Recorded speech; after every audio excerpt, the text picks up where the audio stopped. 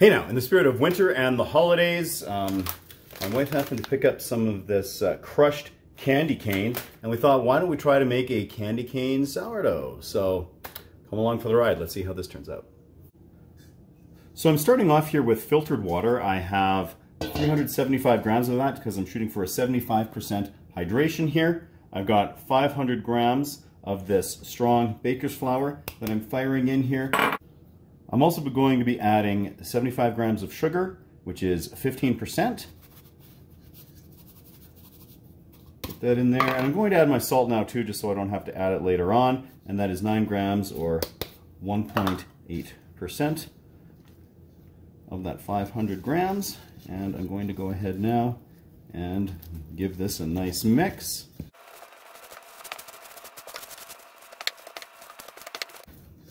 Okay, so that is all nicely combined. I'm going to go ahead and cover this up with some plastic and let this autolyse here for an hour or two until my leaven is ready. After a 1 hour autolyse, my leaven is ready to go.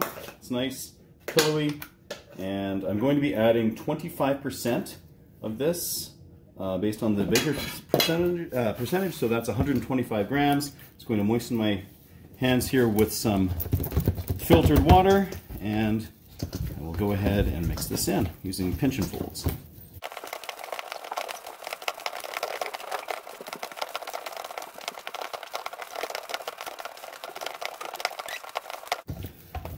All right, that's good to go. So I'm going to go ahead and cover this up with plastic and give it about an hour before I do anything else with it. So after that hour, I'm going to go ahead and do a stretch and fold here. Woo, nice big stretch. Almost picking that bowl up with me here. So I'm going to stretch it like this, then I'm going to cover it back up with plastic and give it 30 minutes, and we'll come back and work. All right, so it is time now to get some of that candy cane into here.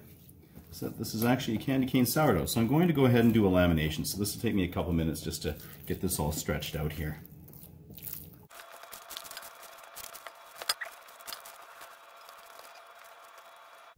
All right, I'm going to go ahead.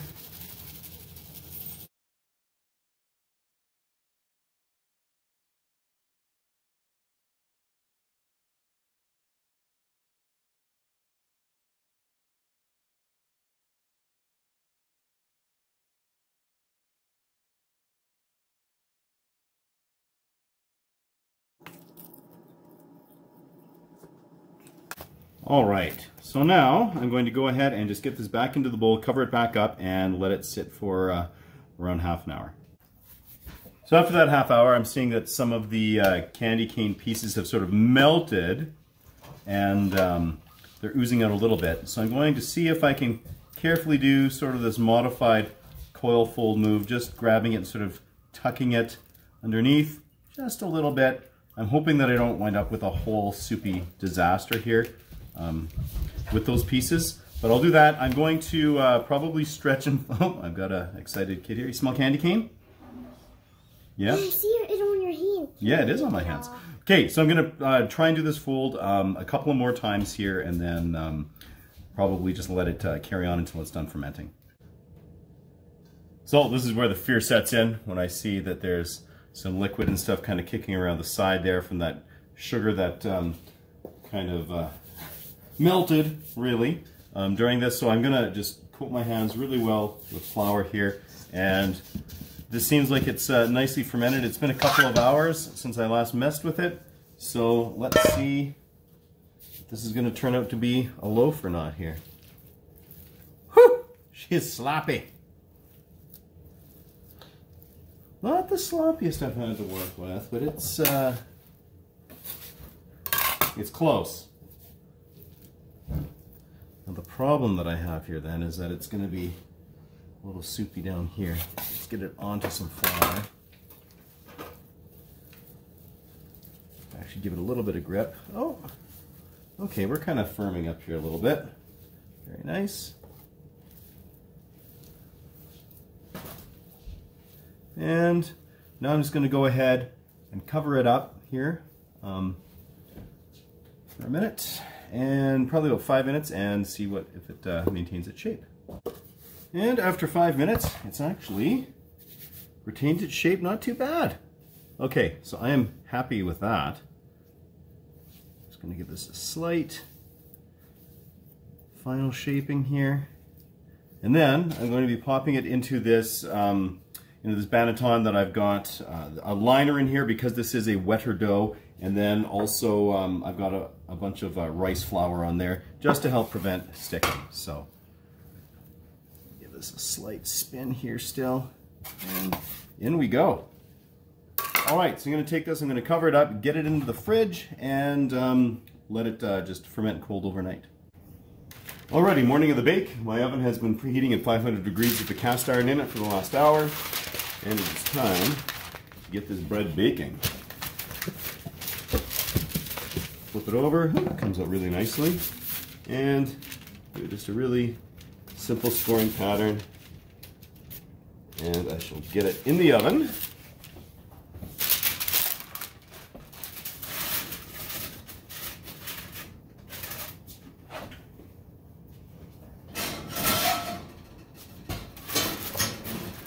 Then I'm going to drop the temperature down to 430 degrees and give it 35 minutes. So now that the 35 minutes is over, I'm going to go ahead and pop this right out of the pan here and set it directly on the grate, and that should help minimize possible scorching while it continues to cook. So I have this at 420 degrees for 22 minutes, and I'm going to pull it out and let it cool down. So, even though this is a pretty cute little sourdough, as is, we want to amp up the candy cane factor, hey? Yes! Yeah? So what I've got here is a glaze that I made with some powdered sugar and water. This is more than I need for this, fingers crossed. This was 3/4 cup of powdered sugar and about 1.5 tablespoons of water, and it just kind of made this nice consistency here. So I'm just going to brush some onto this. Ooh, look at that. Hey, girls. Ooh, it looks yummy. Already. Yeah, excellent. Yeah. Even though it doesn't have the stuff on it. What, Dada, what's the red stuff? Blood? What is it? No, that's melted candy canes. Blood was a good guess, though. Dad, can I We'll have a blood sourdough another time, maybe for Halloween. Can I have that, Dada? Red stuff? Yeah, there's red stuff all through it. What? Yeah. Oh, get a little bit more over here. Because I see one there. One there. Yeah, careful. Lots of it's there. Some of it's there. And just a little bit more here. Dad, down there. No, I think, yeah, no, it's okay if it's dripping. It's the whole idea. Okay, are you ready? Yes. Yes. Okay, so let's get some of these crushed candy canes on here. So just pick it up and just go. Yeah, and sprinkle it all over. So we'll see how much of these they use up here. I think we've gone through about 100 grams of that the crushed candy cane that was in that package. Yeah, don't put it all in one spot though. Let's sprinkle it all over without getting your arm in the glaze.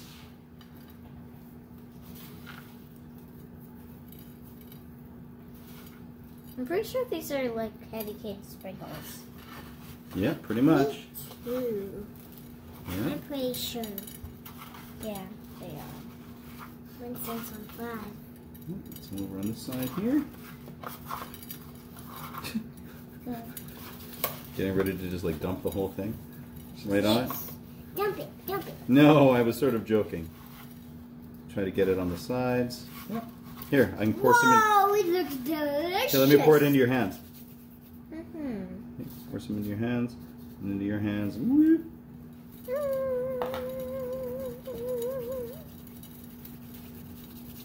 Oh, woo! Alrighty. Here we are. Well, here we let this set for about 5 or 10 minutes here, and I think it's ready to slice. Should we get into it? Yes. Okay, so let's cut right down the middle here. The sprinkles are getting all of their spots and they're falling off because look at them. Not really. Not For the most part, they're sticking on.